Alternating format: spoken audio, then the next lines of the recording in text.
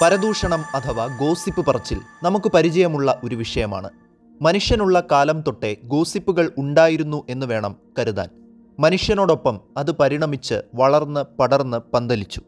ഒരു വ്യക്തിയെ സംബന്ധിക്കുന്ന ഉള്ളതോ ഇല്ലാത്തതോ ആയ കാര്യങ്ങൾ അയാളുടെ അഭാവത്തിൽ മറ്റുള്ളവരോട് കൊട്ടിഘോഷിക്കുന്നതിനെയാണല്ലോ പൊതുവെ പരദൂഷണം എന്ന് പറയാറ്. പണ്ട് വാമൊഴിയായി പറഞ്ഞിരുന്ന പരദൂഷണങ്ങൾ ഇന്ന് ഫോണിലൂടെയും ടിവിയിലൂടെയും പത്രമാധ്യമങ്ങളിലൂടെയും ആളുകൾക്കിടയിലേക്ക് എത്തിക്കൊണ്ടിരിക്കുന്നു. പരദൂഷണം പറയുന്ന യൂട്യൂബ്, ഫേസ്ബുക്ക് ചാനലുകളും റീലുകളും വാട്സാപ്പ് ഗ്രൂപ്പുകളും എല്ലാം ഇന്നുണ്ട്. പരദൂഷണങ്ങൾ സർവ്വവ്യാപിയാണ്. പണ്ടും ഇന്നും ഗോസിപ്പുകൾക്ക് പൊന്നും വിലയാണ്. എത്ര ഇല്ല എന്ന് പറഞ്ഞാലും ഗോസിപ്പുകളെ ഇഷ്ടപ്പെടുന്ന ജീനുകൾ ലോകത്തുള്ള ഏകദേശം 90% ആളുകളിലും ഉണ്ട് എന്നതാണ് പരമസത്യം. എന്താ അല്ലേ?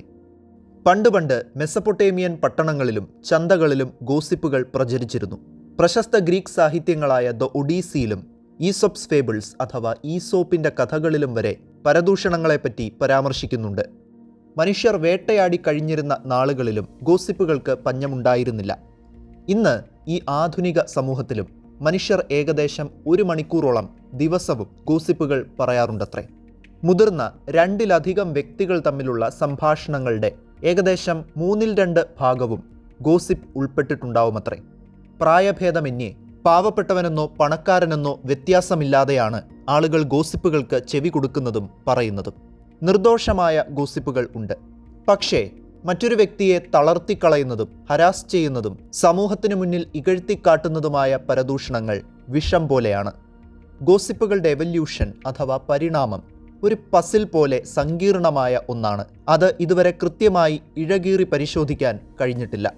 മനുഷ്യർക്കിടയിൽ പണ്ട് ഉണ്ടായിരുന്നതുപോലെ ഒരു പക്ഷേ അതിനേക്കാൾ കൂടുതൽ ഇന്ന് ഗോസിപ്പുകൾ പ്രചരിക്കുന്നുണ്ട്. പരദൂഷണം പറയുന്നതുകൊണ്ട് മനുഷ്യർക്ക് ഇതിനു മാത്രം എന്തു ഗുണമാണ് ലഭിക്കുന്നത്? എവല്യൂഷൻ ഗോസിപ്പിങ്ങിനെ മനുഷ്യർക്കിടയിൽ ഒഴിവാക്കാതെ നിലനിർത്തിയിരിക്കുന്നത് എന്തുകൊണ്ടാണ്? പരിണാമത്തിൻ്റെ ചില തിയറികൾ അനുസരിച്ച് മനുഷ്യരുടെയും മറ്റ് മൃഗങ്ങളുടെയും റിപ്രൊഡക്റ്റീവ് ഫിറ്റ്നസ് അഥവാ പ്രത്യുൽപാദനത്തിനും സർവൈവൽ അഥവാ നിലനിൽപ്പിനും കാരണമാകുന്ന സ്വഭാവ സവിശേഷതകൾ മാത്രമേ ഒരു തലമുറയിൽ നിന്ന് മറ്റൊരു തലമുറയിലേക്ക് കൈമാറി കിട്ടുകയുള്ളൂ. ഇത്തരം കഴിവുകളെ അഡാപ്റ്റീവ് സ്ട്രാറ്റജീസ് എന്ന് വിളിക്കുന്നു. പരദൂഷണവും ഒരു തരത്തിൽ ഒരു അഡാപ്റ്റീവ് സ്ട്രാറ്റജി ആയിരിക്കാം. പരദൂഷണം കൊണ്ട് ചിലപ്പോൾ നല്ലതും സംഭവിക്കാം. അതായത് എപ്പോഴും നെഗറ്റീവ് ഷെയ്ഡുള്ള ഒന്നല്ല പരദൂഷണം. അതിന് ഒരു പോസിറ്റീവ് സൈഡ് കൂടിയുണ്ട്. ഗോസിപ്പുകളെ പേടിച്ച് ഒരു വ്യക്തി ഒരു പ്രവൃത്തിയിൽ നിന്ന് പിന്മാറാനോ തൻ്റെ സ്വഭാവത്തിൽ മാറ്റം വരുത്താനോ മറ്റൊരാൾക്ക് പണം പോലെയുള്ള എന്തെങ്കിലും വസ്തുക്കൾ നൽകാനോ ഉള്ള സാധ്യതകൾ ഉണ്ട് എന്നുള്ളത് നേരായ കാര്യമാണ്. ആളുകൾ ഗോസിപ്പ് പറയുന്നതിന് പിന്നിൽ 6 കാരണങ്ങൾ ഉണ്ടെന്ന് പറയപ്പെടുന്നു. 1. Information validation. ഒരാൾ പറയുന്ന കാര്യം സത്യം തന്നെയാണോ എന്ന് പരിശോധിക്കാൻ വേണ്ടി. 2. Information gathering. വ്യക്തികളെക്കുറിച്ചോ ഒരു സംഭവത്തെക്കുറിച്ചോ ഉള്ള വിവരങ്ങൾ ശേഖരിക്കാൻ. 3. Relationship building. ഒരു വ്യക്തിയുമായി ബന്ധം സ്ഥാപിക്കാൻ അയാളോട് മറ്റൊരാളെക്കുറിച്ചുള്ള ഗോസിപ്പുകൾ പറയുന്ന രീതി. ചിലപ്പോൾ ഒരു വ്യക്തിയോട് മറ്റൊരു വ്യക്തിയുടെ കുറ്റങ്ങൾ പറഞ്ഞാൽ അതയാൾക്ക് ഇഷ്ടപ്പെട്ടു എന്ന് വരാം. രസകരമായ മറ്റൊരു കാര്യം, ഗോസിപ്പുകൾ ഫ്രണ്ട്ഷിപ്പിനെ ശക്തിപ്പെടുത്തുകയും വ്യക്തികൾ തമ്മിലുള്ള വിശ്വാസവും അടുപ്പവും കൂട്ടുകയും ചെയ്യും എന്നുള്ളതാണ്.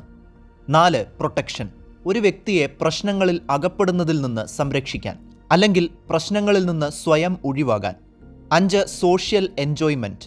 വെറുതെ ഗോസിപ്പുകൾ പറഞ്ഞ് അത് എൻജോയ് ചെയ്യുന്നവരുണ്ട്. ലഹരി പോലെ അത് ശീലമാക്കിയവരും അതിന് അഡിക്റ്റായവരും ഉണ്ട്. നിർദോഷമായ ഗോസിപ്പുകൾ പറയുന്നത് ഒരു കുറ്റമല്ല. ചിലർക്ക് അത് സ്ട്രെസ് ഒഴിവാക്കാനുള്ള ഒരു മാർഗമാണ്. 6. Negative influence. ഒരാളോടുള്ള ദേഷ്യം അയാളോട് ഡയറക്റ്റ് പ്രകടിപ്പിക്കാൻ കഴിയാത്തപ്പോൾ വ്യക്തികളെക്കുറിച്ച് അപവാദം പ്രചരിപ്പിക്കുന്ന തരം ഗോസിപ്പുകൾ ഉണ്ട്. ഇത് ഒരാളുടെ ജീവിതം തന്നെ മാറ്റിമറിച്ചേക്കാം.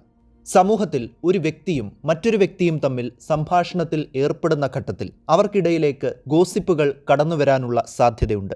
അത് ലോക നേതാക്കളായാലും സയൻറ്റിസ്റ്റുകളായാലും അങ്ങനെ തന്നെയാണ്.